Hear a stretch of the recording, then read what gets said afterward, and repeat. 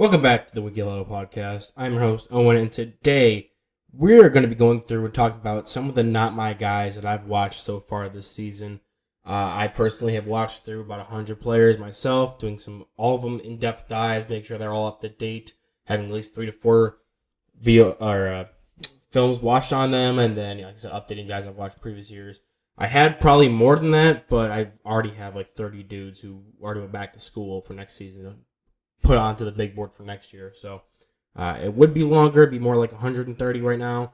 However, because of my lack of foresight that they'd go back to school, I had to knock my totals down a little bit. But not complaining here, just saying that I'm a little further ahead than it may seem.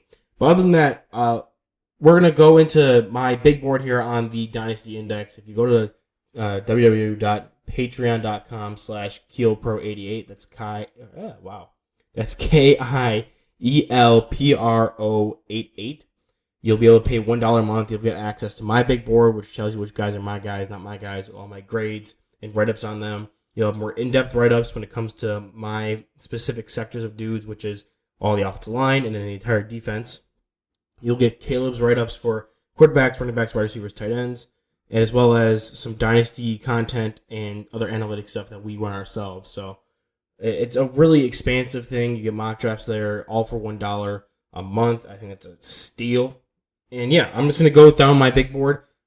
I have a lot of my guys, not my guys this year particularly. I'm going to be able just to go through and talk about all of my not my guys who I have noted here. I'm going to go from the earliest guys, so the highest dude on my board who's not my guy, down to the bottom one. Maybe we'll do another episode where I do go over my guys, and hopefully we'll have some more guys watched by the time I record that next week. But further ado, let's just hop right into it. First up, one of my not my guys is going to be Hendon Hooker, quarterback out of Tennessee. This was back before he got hurt. I did this review, so even now I'm removing the idea of the injury out of here, and I'm just talking and thinking about specifically as a player. I saw a lot of people talking about him being like this more refined defensive reading kind of guy. He's able to go through, dissect defenses, read coverages, put the ball in places where it's supposed to be. I didn't really see that. I saw someone who was asked to do a lot of half-field reads and then take off and run. And while he was athletic, he comes from Virginia Tech, which Virginia Tech's like number one thing is they have to have athletic quarterbacks. I understand that. He's a much older prospect. His athleticism, while good, is not great or anything. It's not something that I would draft, like take a flyer on like a Malik Willis, where you're drafting him because he's such a good athlete. I think Hendon Hooker's got slightly above average athletics, and now that he's taken a serious injury and being an older prospect, I don't really see the appeal there. He's got decent NFL level arm strength. I think his accuracy was a little hit or miss, especially when it was coming to the deep ball.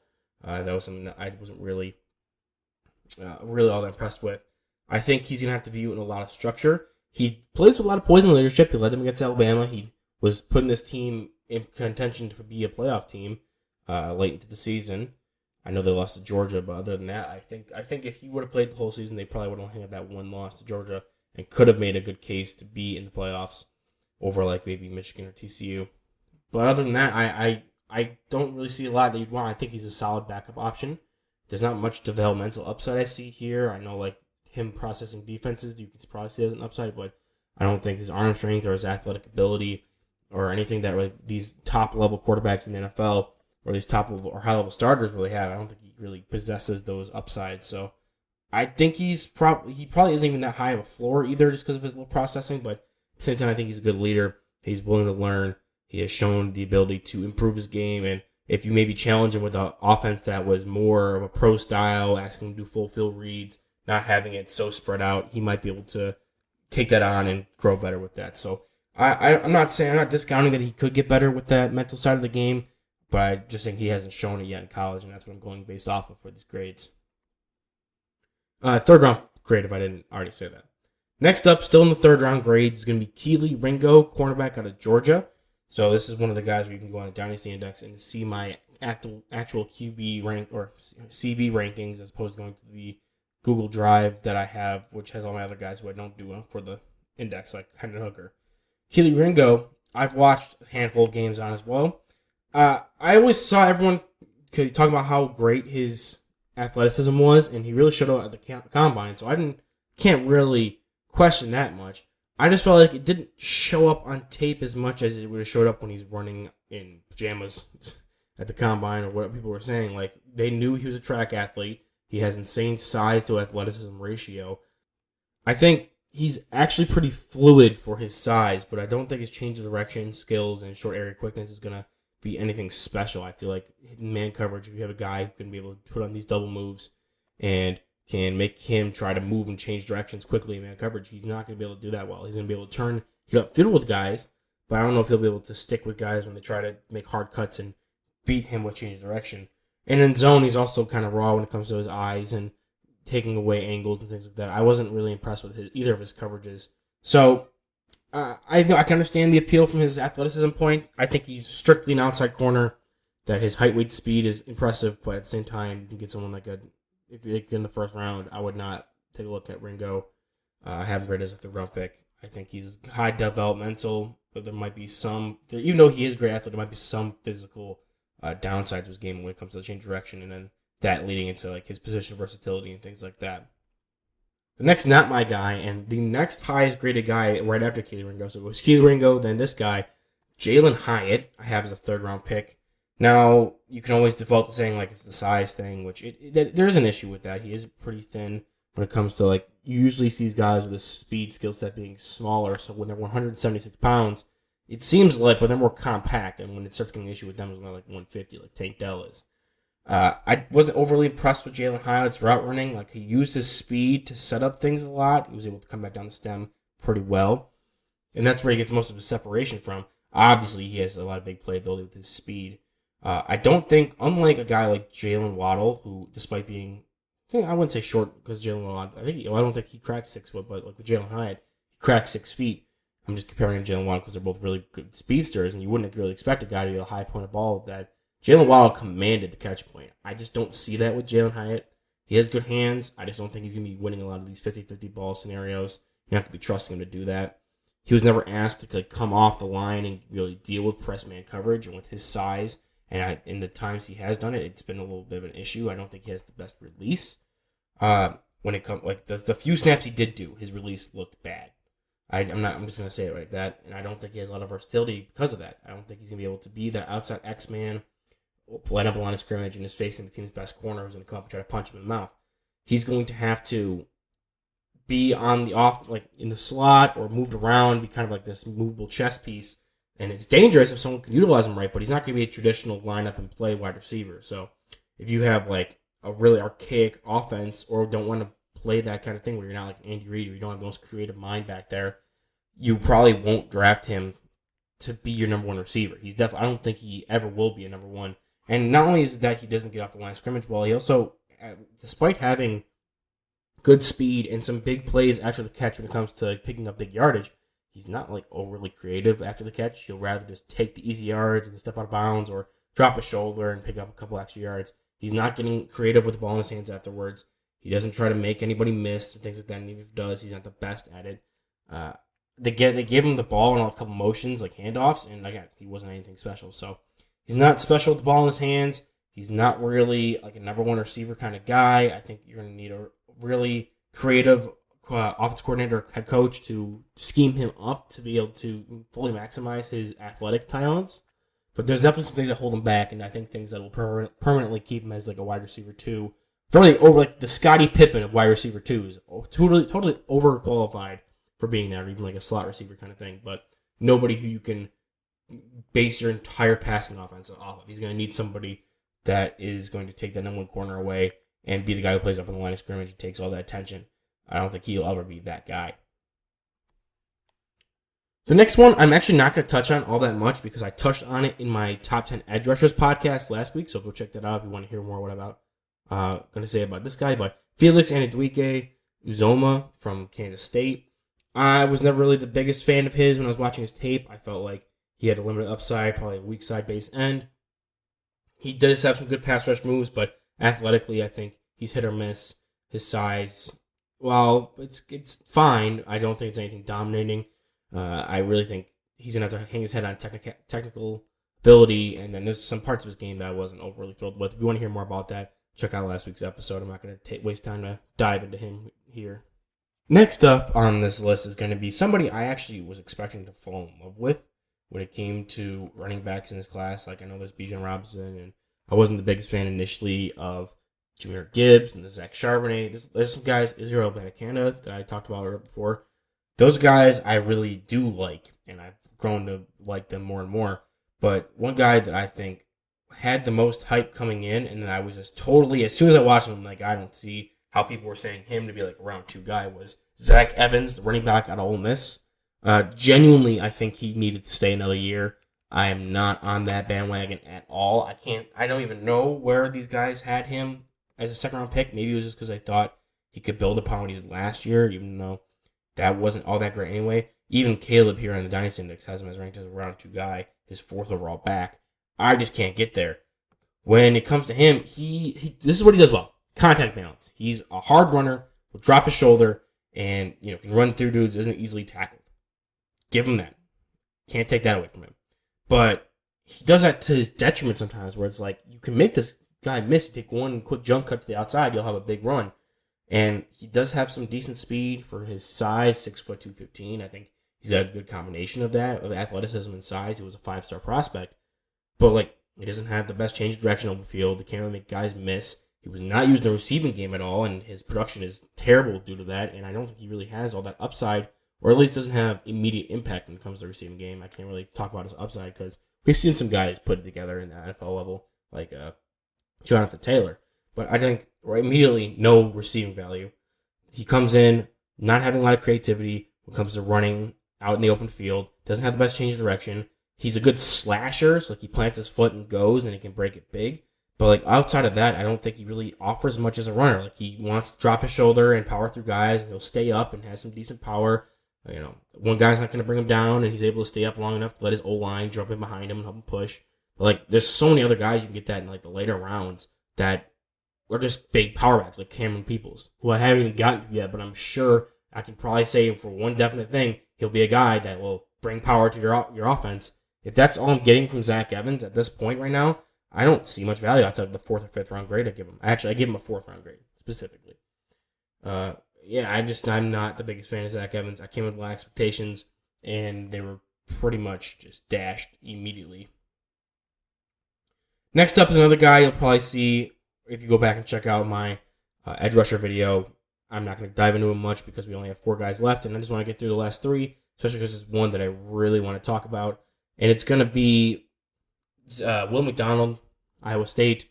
A lot of people talk about his abilities and how he was misused at Iowa State. Now, if he was actually used in a proper system, he'd be doing great. His pass rush reps, he was the most winningest by a large margin. 50% of his pass rush reps he won.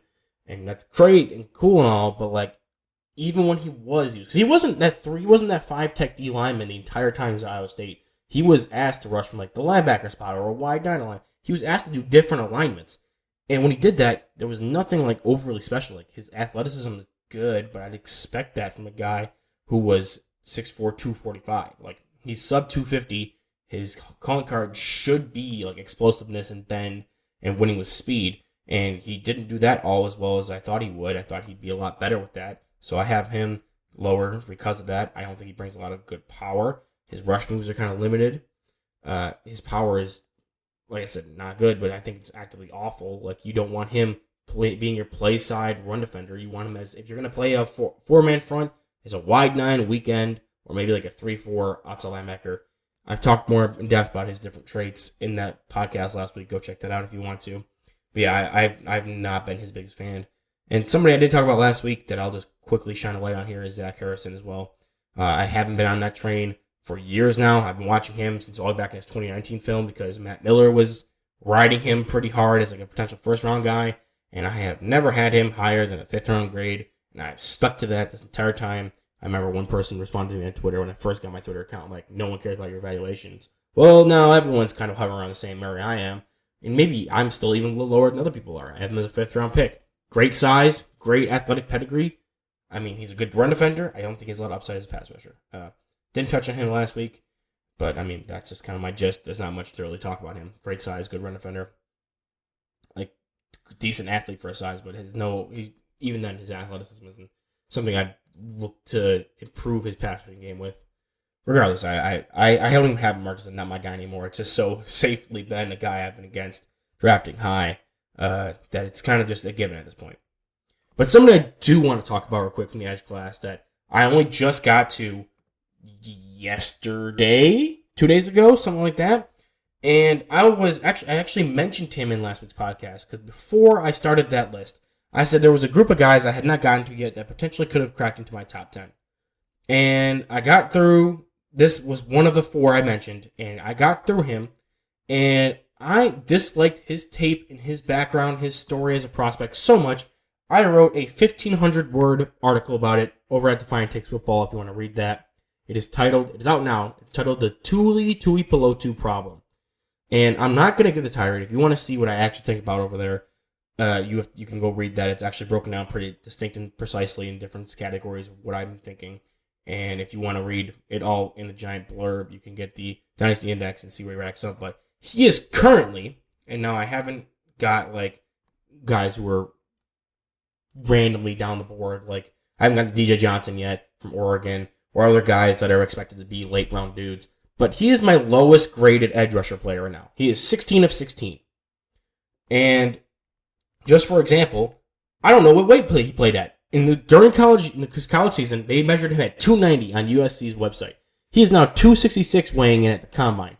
That's a 24-pound drop. You know how much difference a 24-pound weight drop matters for a defensive end? That's like going from a defensive tackle to a normal, typical defensive end. It's insane. And if you drop all that weight just for the combine, then you either have to throw out all his tape because he was playing at 290 and now he's not going to play like a 290 player at 266, or you have to throw out his tape anyway because he was playing at 266 the whole year and you evaluated him as a 290 player. And even if he was playing at 266, the bend and the explosiveness and all that stuff is not indicative of somebody who plays at 266.